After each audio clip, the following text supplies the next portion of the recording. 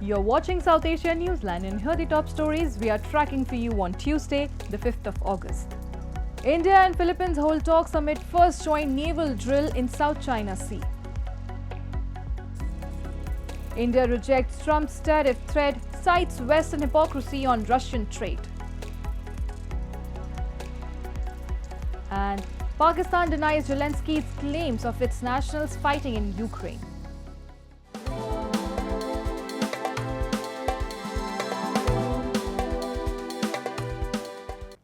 And now for all the details.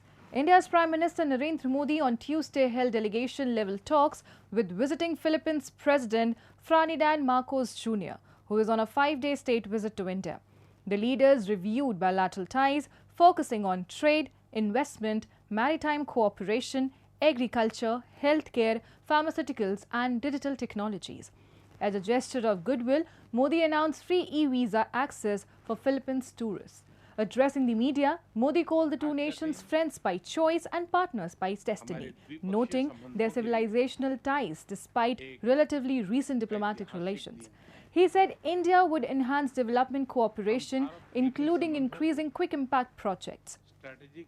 Marcos Jr. thanked India and its Navy for rescuing Philippine nationals during the 2024 Houthi attacks, acknowledging India's role as a first responder in the region. He expressed Manila's desire to partner with India for a free and open Indo-Pacific.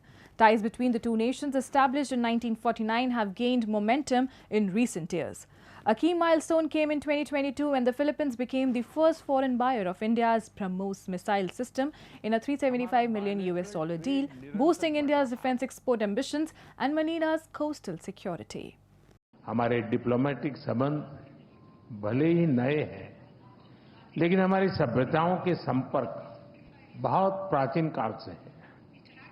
Philippines की रामायण, महाराडिया लवाना हमारे सदियों पुराने सांस्कृतिक संबंधों का जीवंत प्रमाण है।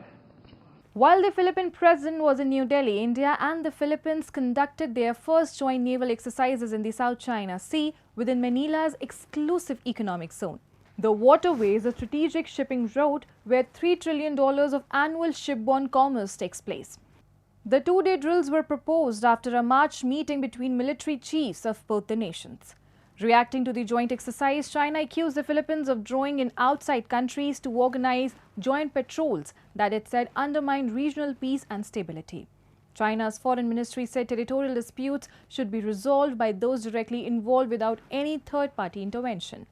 Beijing has territorial dispute with India in the Himalayas and has made expansive claims to virtually the entire South China Sea, leading to dispute with Philippines. Moving on. As US President Donald Trump threatened substantially higher tariffs on India over its Russian oil imports, New Delhi has strongly rejected the remarks as unjustified and unreasonable. In a post on Truth Social, Trump accused India of indifference towards the Ukraine conflict, warning of increased levies. While he did not specify new tariff rates, the post followed his recent move imposing a 25% tariff and penalties on countries importing defense and energy products from Russia. India's Foreign Ministry spokesperson Randhir Jaiswal hit back, saying the targeting of India is hypocritical. He pointed out that India turned to Russian oil only after traditional suppliers diverted their exports to Europe, encouraged by Washington to stabilize global markets. Jaiswal further noted that while India is being singled out, Western countries continue robust trade with Moscow. In 2024 alone, EU-Russia trade stood at 67.5 billion euros, far higher than India's total trade with Russia. He added that the US continues to import Russian uranium, hexafluoride, palladium, fertilizers and chemicals. Defending India's energy strategy, Jaiswal said, oil imports are driven by the need to ensure predictable and affordable energy for Indian consumers. Like any major economy, India will take all necessary steps to safeguard its national interest and economic security, he said. Despite long-standing friendly ties, US-India relations have grown tense recently. India is reportedly frustrated with Washington's closer ties with Pakistan and Trump's repeated claims of brokering an India-Pakistan ceasefire via social media in May. The Pakistan government has firmly denied Ukrainian President Volodymyr Zelensky's claims about the involvement of Pakistani nationals in the ongoing conflict in Ukraine. In a statement issued by the Ministry of Foreign Affairs, Pakistan said, "The government of Pakistan categorically rejects the baseless and unfounded allegations regarding the involvement of Pakistani nationals in the conflict in Ukraine. To date, no formal communications has been received from Ukrainian authorities, nor has any verifiable evidence been provided to support such claims." The ministry added that it would take up the matter with Kyiv to seek clarification. President Zelenskyy, after visiting a frontline area in Ukraine's northeastern Kharkiv region on Monday, posted on social platform X alleging the presence of foreign mercenaries from China, Tajikistan, Uzbekistan, Pakistan and several African countries fighting in the war. Zelenskyy had earlier accused Russia of recruiting fighters from China, a charge denied by Beijing. Reports have also suggested North Korea sent thousands of troops to Russia's Kursk region in support of the war effort. Moving on. The Baloch Advocacy and Studies Centre hosted a seminar in London recently to voice concern over atrocities against the Baloch community in Pakistan and Iran. Activist Kambar Baloch stressed the urgent need for international intervention. A report. A recent seminar organised by the Baloch Advocacy and Studies Centre at the University of London highlighted findings of its upcoming annual report, which provides detailed information on extrajudicial executions and enforced disappearances in Balochistan throughout 2024 in Iran and Pakistan. Kambar Baloch, BASC General Secretary, called for accountability and urged the international community to investigate these crimes. The findings reveal a disturbing rise in state-led violence, targeting the Baloch as part of a systematic effort to silence them. "We are not asking for sympathy. We are demanding justice under international law," Kambar Baloch stated.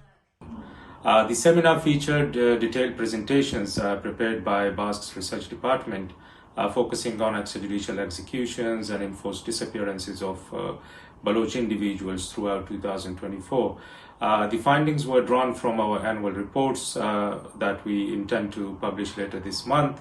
The key speakers included the United Nations Special Rapporteur on the Human Rights Situation in Iran, Dr. Maisato, and Dr. Sabiha Baloch of Baloch Executive Committee, whose contributions further enriched the discussion. While Baloch armed groups fight for independence, rights activists turn to global platforms as Pakistani media largely ignores their struggle. The World Food Programme has warned that Afghanistan is facing its sharpest ever surge in child malnutrition due to a worsening economic crisis, successive droughts and the forced return to thousands of Afghans. In its latest report, the agency identified women, children and returnees as the most vulnerable groups affected by the crisis. World Food Programme Communications Officer Ziauddin Saifi stated that the organization needs approximately $540 million to continue its programs in Afghanistan over the next 6 months and to reach the most vulnerable families. He added that the WFP has supported 60,000 Afghans returning from Iran in the past 2 months, though this represents only a small portion of those crossing the border. Going forward, the WFP does not have sufficient funding to cover the returnee response at this time and requires $15 million to assist all eligible returnees from Iran, Saifi said. According to Tolo News, Afghan economic expert Mir Shakir Yaqubi explained that while such aid helps prevent a serious humanitarian crisis, it cannot be viewed as a long-term solution to the country's underlying economic problems. Furthermore, the head of the National Environmental Protection Agency, Mehdullah Khalis, said that drought, water shortages, shrinking arable land and flash floods are having a profound impact on both people's lives and the national economy. Bangladesh has completed 1 year since mass students-led protests shook the country, triggering a chain of unprecedented political changes. What began in June last year has demonstrations against the controversial quota system for government jobs escalated into a nationwide deadly protest by the end of July, leaving hundreds dead. This was followed by a government crackdown on protesters, with internet shutdowns and telecom services. Student organizations in India also held solidarity marches in support of protesters in Bangladesh. Despite the Supreme Court ruling scrapping most of the quota, protests did not pause. The movement transformed into a call for Hasina's resignation, which came on August 5th. Protesters later on stormed into Hasina's official residence. Protesters took over the chamber of Bangladesh's parliament building as well after Hasina resigned and fled. Bangladeshi Nobel Peace Prize winning economist Muhammad Yunus was sworn in as the head of the country's caretaker government, joined by young protest leaders. Bangladesh's interim government banned activities of Hasina's Awami League, with its leaders facing trial for last year's violence. Now, 1 year on, fresh unrest at an NCP rally in Gopalganj and elections still to be conducted signals that the country's turbulent political journey is far from over. And that's all in tonight's edition. We will see you same time tomorrow. Till then, good night.